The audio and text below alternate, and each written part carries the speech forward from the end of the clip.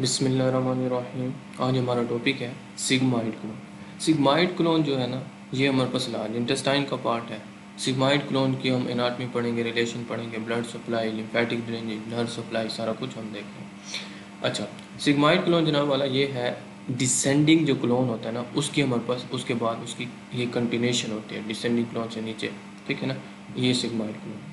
अब ये होता कितना लेंथ है, इसकी लेंथ होती है हमारे पास 10 से 15 इंच, जो कि हमारे पास 30 से 38 सेंटीमीटर बनती है, ठीक। और ये रफली एस शेप होता है, ये देखिए ये रफली एस शेप होता है। अच्छा, ये जो इसके ऊपर ये लगी हुई है ना, जिसे हम कहते हैं टीनिया कुलाई, ये टीनिया कुलाई मैं 1-2 मिनट की वीडियो बना दूंगा तो उसमें देख लीजिएगा कि क्या होता है। लेकिन इधर मैं इतना बताता चलूँ कि ये हमारे पास स्मूथ मसल का एक बैंड होता है, ठीक है ना। और इसकी वजह ये देखें आप, ये दरमियान में आपको ऐसे ऐसे डबल यानी कि कट सेक्शन में ये सिग्माइड क्लोन को कर है। तो ये इस जो टीनिया कुलाई होती है, इसकी कॉन्ट्रैक्शन की वजह से जो सी होती है ना, इधर हमारे पास ये इस तरह बनती है, यानी कि इसे हम वैसे हेस्ट्रेशन कहते हैं। और इसकी वजह से ये होती है कि फूड जो, क्योंकि अब लार्ज इंटेस्टाइन है तो इधर तो वेस्ट मटेरियल होगा, कि वेस्ट मटेरियल आगे हमारे पास जो है वो जो रेक्टम की तरफ जाए और बॉडी से एक्सक्रीट हो जाए, ठीक। अब सिग्माइड क्लोन ऊपर हमने देखा कि डिसेंडिंग क्लोन की कंटिन्यूएशन है, नीचे ये हमारे पास इसके नीचे रेक्टम कंटिन्यूस हो जाता है। वो किस लेवल पर होता है, वो हमारे पास S3 level of the sacrum पर होता है। सैक्रम हमारे पास ये होती है जो कि 5 वर्टिब्रा पर कंसिस्ट होती है। बोन एक ही है, इसमें एक ही बोन होती है, लेकिन उसमें 5 वर्टिब्राए आ जाते हैं। तो जो S3 लेवल है ना, ये देख S3 लेवल, इधर इधर जो इसके ऐसे अगर हम लाइन यहाँ से खींचे तो जो S3 लेवल है उस पर ये हमारे पास कंटिन्यूस हो जाती है रेक्टम के साथ, ठीक। अच्छा, इसके अलावा जो सिग्माइड कोलोन है वो हमारे पास पेल्विक कैविटी में होता है। अब ये पेल्विक कैविटी आपको पता है, लेकिन मैं इधर फिर इसको एक्सप्लेन कर देता हूँ ताकि सहूलत रहे और वक्त ज़रूरत काम आए। अच्छा, जो हमारे पास जो पेल्विक कैविटी होती है ना, वो होती है जो पेल्विक इनलेट्स, पेल्विक इनलेट जो उनके मेन पेल्विक के जो उनसे पार्ट जो ऑर्गन या पार्ट या मसल होंगे वहाँ से लेकर पेल्विक आउटलेट का पार्ट होता है, ठीक।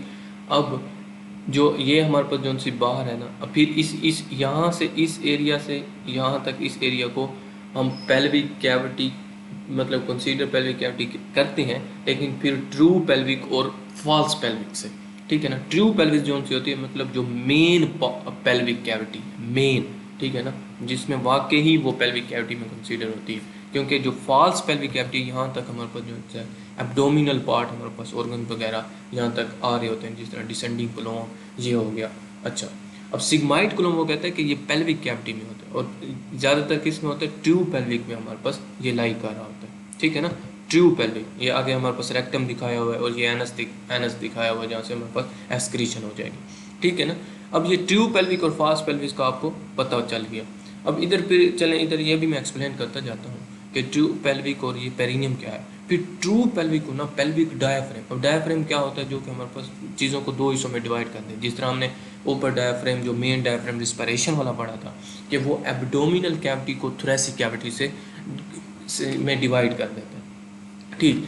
ऐसे ही पेल्विक कैविटी जो कि ट्रू पेल्विक कैविटी है उसको 2 हिस्सों में क्या डिवाइड करता है, पेल्विक डायाफ्रेम, जो कि एक मसल है, ये मसल हैं जो इस तरह हमारे पास रेक्टम के साथ अटैच होते हैं और इसी तरह आउट एंटीरियर पोस्टीरियरली बाउंड्री बना रहे होते हैं।